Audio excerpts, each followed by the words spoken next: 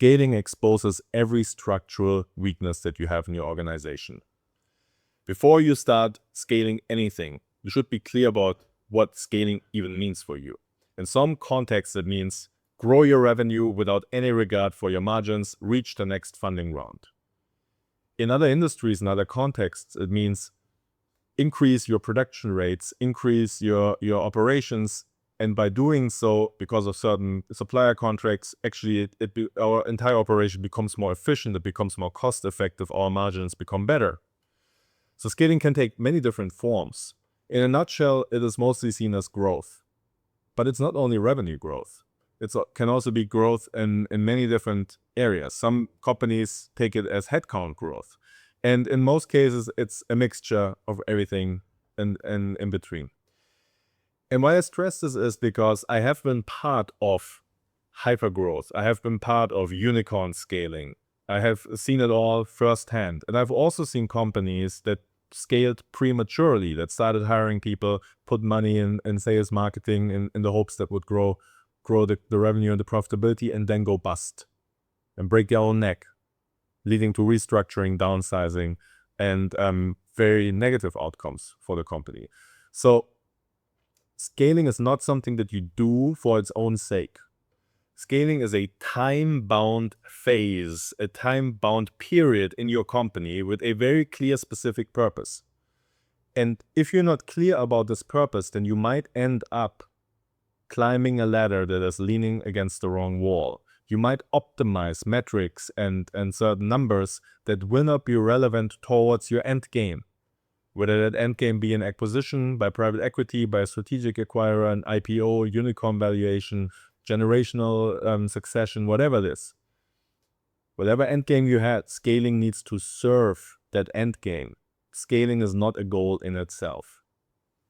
As we have this established, and we take the fringe cases aside, where inefficiency is kind of completely accepted as part of scaling, let's unpack what the actual foundations are for scaling responsibly and for scaling in a way that is future-proof and that actually creates long-lasting value for the company.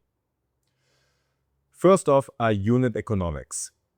Unit economics include metrics like your cost of customer acquisition or your cost of customer acquisition payback, your contribution margin, so the money that is left after you paid the cost for acquiring the client and delivering the product, your cross margins, your costs of goods sold, like your LTV CAC ratio, which is your lifetime value compared to your cost of customer acquisition, your lifetime value in general.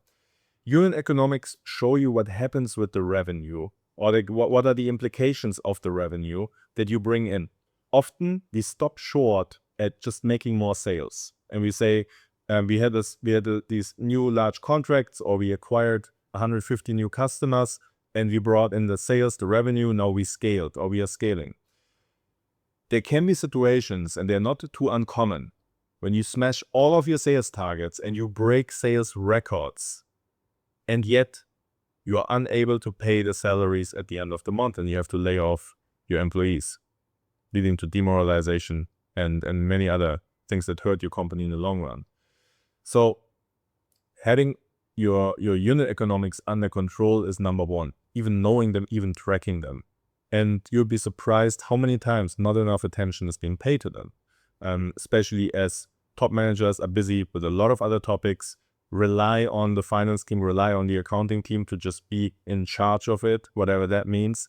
And often those numbers are not even pulled out unless there's an investor conversation.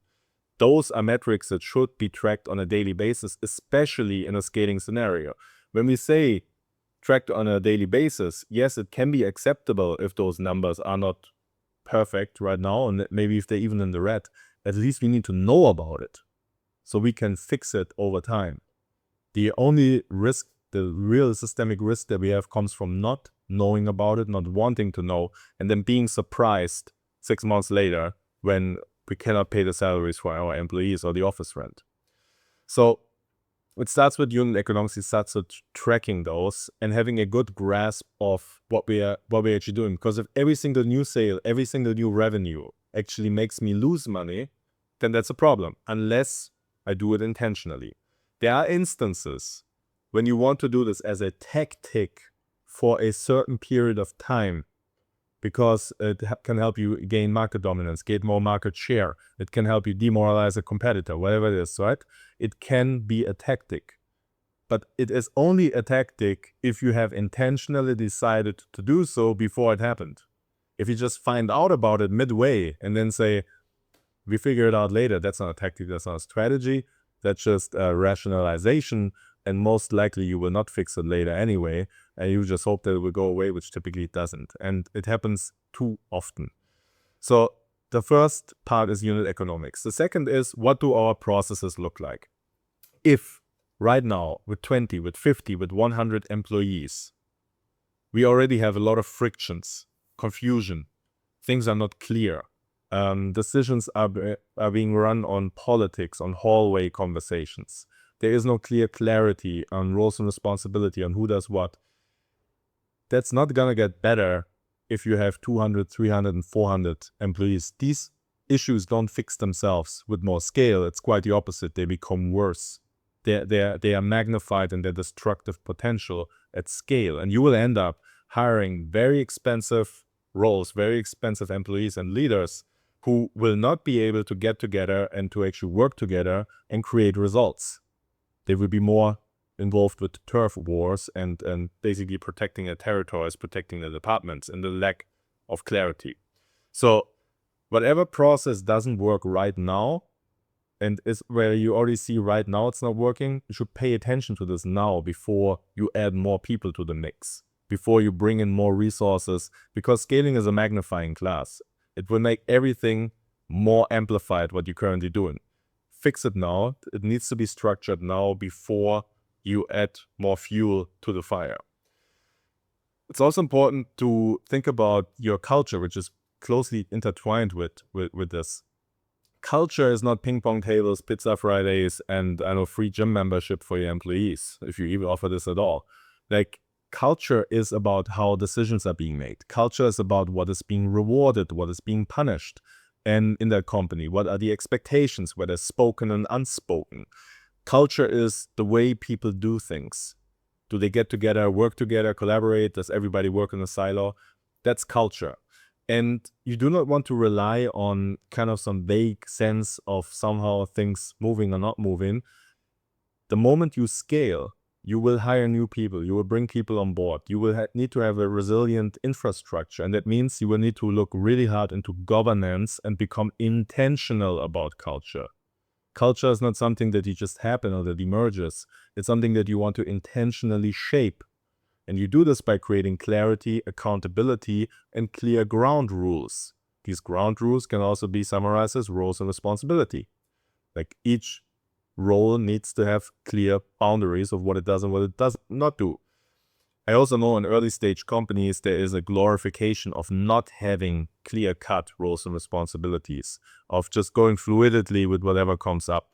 That works on a small scale. It will not work anymore if you multiply and if you're in this high stress environment of scaling. Because what often happens is, without roles and responsibilities, is that work either does not get done because nobody feels responsible for it, or people start competing for the same work, which leads to clashes of personalities and personal conflicts, or they duplicate the work. 2 departments do the same thing, 2 people do the same thing. There's just no good outcomes. On the other hand, being too rigid, too bureaucratic about those roles and responsibilities also is not the solution, because the environment around you will change a lot in the coming months as you scale. You need to have a certain level of flexibility and fluidity, but it needs to be clear who owns what and who is being held accountable for what. If that is not clear, the vacuum will be filled by politics, by people avoiding accountability, and people shying away from doing the hard things, because nobody wants to expose themselves to potential criticism if they don't have to, if it's not their job, right? So clarity on basically clarity on governance and how you run things, how you drive decisions is key. And this again ties into the next piece, which is feedback loops. It is a subsection of culture. It's very easy for leaders to adopt the ivory tower syndrome, where you only talk to the other leaders. and you or your investors, your board of directors, and you kind of end up in an ivory tower. Maybe some of the reality about the industry and market you still get from externally hired consultants that can be very expensive. And also that is filtered information. That might not always even be relevant to your actual reality. You have a lot of context and information in your organization. Your frontline employees know exactly what's going on. You hired top talent. You gave a mandate to your HR, to your recruiters, and to yourself to hire the best people. You hired smart people. Use that, leverage that. They are thinking with the company. They are thinking about their work. They know what they're doing. Those people, those employees can be a great source of context and information for you if they feel it's safe to speak up.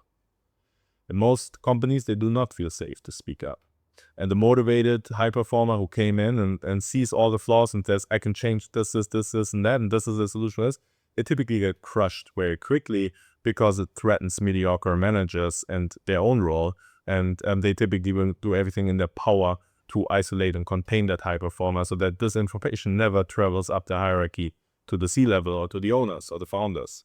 And so if you do not intentionally, explicitly design the structure for feedback loops, whether that's check-in, chattering, you going actually into the field and not just for a ceremonial visit, but actually really spending time with the people on the ground, understanding what's going on. It's not about micromanaging. It's not about taking decisions. It's about understanding, about gathering context, collecting information, seeing it with your own eyes. This will be a key component for scaling because the environment will shift around you internally and externally, and you want to be on the pulse of things. If you're not, you end up taking wrong decisions. You end up overseeing a lot of what is happening in the market, in your own company, and you will end up making decisions that will not give you the outcomes that you want to see. You want to stay as close as possible to the pulse and the context of what's going on as you're entering into a phase that will be very stressful for everybody, and that will put a great strain on the organization. And here you want to anticipate what's going to happen. You want to make sure that the entire company, the entire organization works as one unit and as one coherent system, as one ecosystem, and you don't have people just butting their heads against each other or decisions being made in isolation. Also important for scaling is your understanding of the market, your understanding of the industry. With a lack of internal structures, and this is why I stress this so much, you will be more introspective. You will be more busy with yourself, and you might really lose track of what's going on out there. The more you understand your market, your customers, and your clients, the more you will identify what we always call strategic leverage points. You will see what actions on the organization, on the company's behalf, are actually producing real outcomes. And it also, of course, goes hand in hand with trackings and dashboards. But what does really move the needle? If you're living in a world of assumptions, where maybe 5 years ago you made this assumption about your market, this is what people want, this is the trend, you might lose track and you might pour a lot of money now into marketing and into sales with very little returns to show for. It is absolutely key, especially as you're scaling, to stay close to the market. And you can, in my opinion, only do this if you have your own house in order. If there is a proper structure and governance for your own organization, so you can have some peace of mind about this, that gives you and your leaders the bandwidth to also focus on the market. Too often companies don't have that bandwidth because they just become completely introspective and turn all of their energy inwards. Now, the next piece is processes, of course. Processes are sometimes treated as with some sort of allergic reactions because a lot of people had been burned by processes. They can be processes that are super stiff, bureaucratic, and that suck the daylight out of the soul out of people. But that's not what we're looking at. Processes should free us up.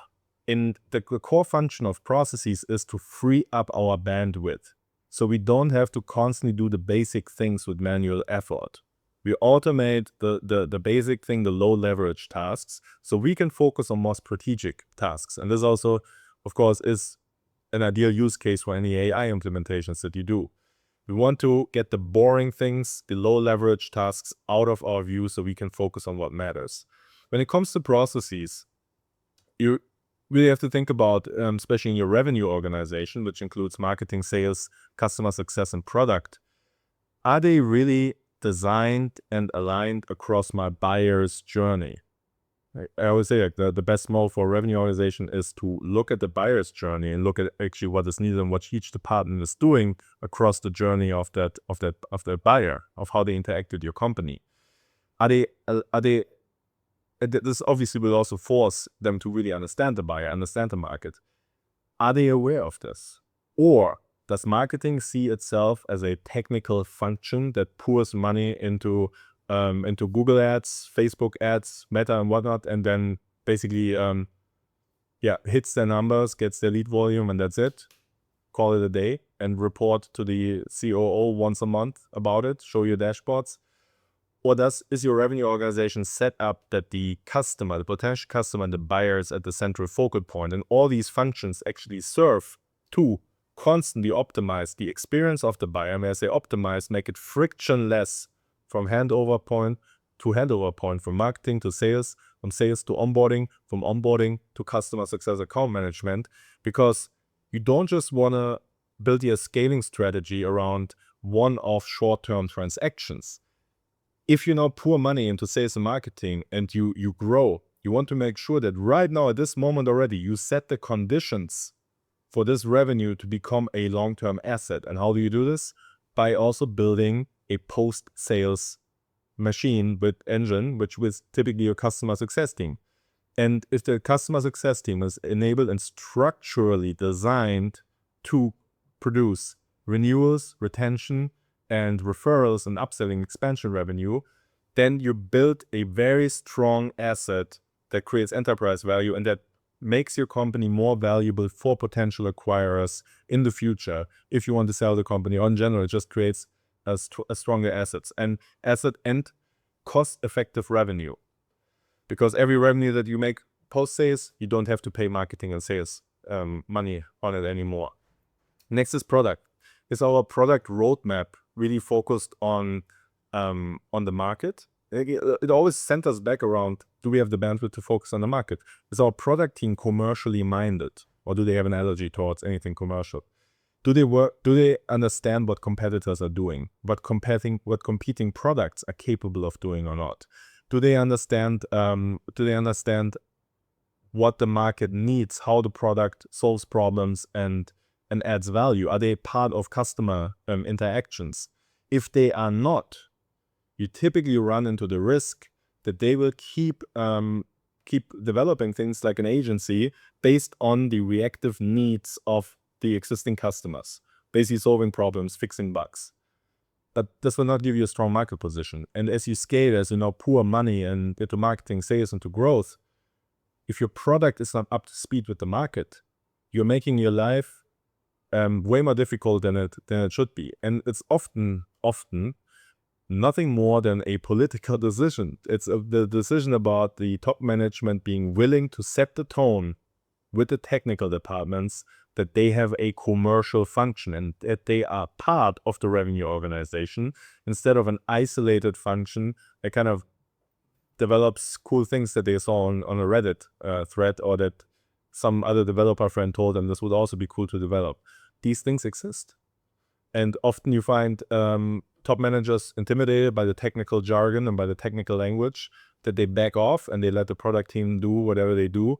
And it looks good on paper and on the investor decks. We have 3 developers who work for big brand companies, and they don't want to touch that. They don't want to scare these people away because they're also paying a lot of salary for them. And typically it's great dysfunctions, and it erodes the market position of the company over time. And that's literally a leadership issue, nothing else. Leadership issue of leaders setting the tone with the product team, that their role is a commercial role primarily, and that any technical developments on the roadmap need to be in service of this and need to be aligned with the needs, fears, and aspirations of the buyers, right? And solve actually real problems, add real value, and also understand what competing products in the market are doing and how we have an edge over them. So this is part of the processes in your revenue organizations. They will become very clear once you start aligning the revenue organization across the buyer's journey. And often that's context specific, what you need to do. The buyer's journey looks very different for a company that sells a six-figure complex ERP enterprise research management system, then it looks for somebody who sells like $100 a month accounting software, or somebody who sells wine bottles. This process will always look different. In some cases, you need to even have a stage in there that is a lawyer who reviews the contracts. In other industries, that would be complete overkill. So starting with the buyer's journey is typically the best approach to take. And based on the context of your market, of your industry, it will become very evident and clear what is needed across different stages before you scale. And so that you have somewhat of a working version number one, which you can then iterate on as you grow, as you learn more about your market in that high velocity environment. And another piece for hiring is it's very tempting in scaling to hire a lot of people and to say, if I just bring in more people, that would bring me more results, more salespeople, more marketing people. Let's just bring them all in and then it will be all good. That's operator thinking. That's the idea that more effort, more input will lead to more output. We need to think of this as a structural architect. Like we architect systems, we architect structures. And so sometimes it doesn't need more people. Sometimes it needs more prioritization. Sometimes it needs more efficiency. Sometimes what I need is not 50 more salespeople, but I need better marketing attribution and qualification so that I actually get less leads, but more qualified leads. And then my existing sales team can actually easily work with them. I don't need to hire another 50, 100 salespeople to basically do qualification of unqualified leads, because I have no filters, I have no technology, I have no attribution models on the marketing side, right? So it's not only throwing people at the problem and headcount that will solve the problem. And in fact, I'd argue it's one of the greatest risks, because salaries are often one of the highest expenses that a company has. And what creates the most systemic risk for your company? The moment you cannot pay your bills anymore, your invoices, right? That's when you have to default and to have to file for insolvency, for bankruptcy. So you take a great financial risk by overhiring. These are the most expensive assets that you can get. Just hiring people, you probably have to pay for severance packages. You have costs in hiring those people, whether you hire them with internal personnel or whether you take a recruitment agency. You have onboarding costs until they actually produce return on investment in terms of revenue per employee. That might take a time, ramp time, even in sales team. And for most departments, it's not even clear what the actual return on investment is financially, and you cannot really track that. What is an HR employees, human resource employees impact on revenue? That all becomes pretty vague and abstract. So you run risks by overhiring. More salespeople doesn't create more demand. More demand is created by smarter and more efficient marketing and branding, right? So keep that in mind. It's very tempting to hire a lot of people. Investors might even push for this. Or there's maybe a sense of, then we look like a proper company. And, back then we were 5 people working together out of our friends' room as a startup. And now we are a company of 500 or of 1,000 employees. That's not a good metric to pursue. And it creates massive systemic risks, not only financially, but also reputationally.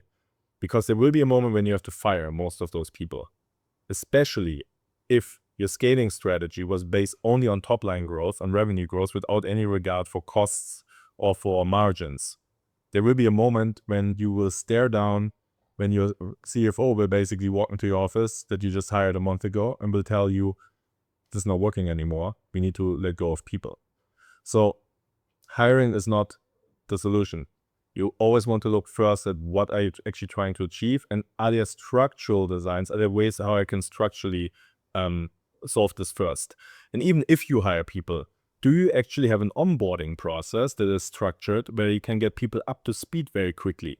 Because if you just hire people on and bring them into a company and you just let them figure things out by themselves, it sometimes takes months until they can actually perform their job function, until they have figured out or built the relationships to somewhat understand how they can add value. You can shortcut this by having proper onboarding in place. And so there's a lot that goes into scaling.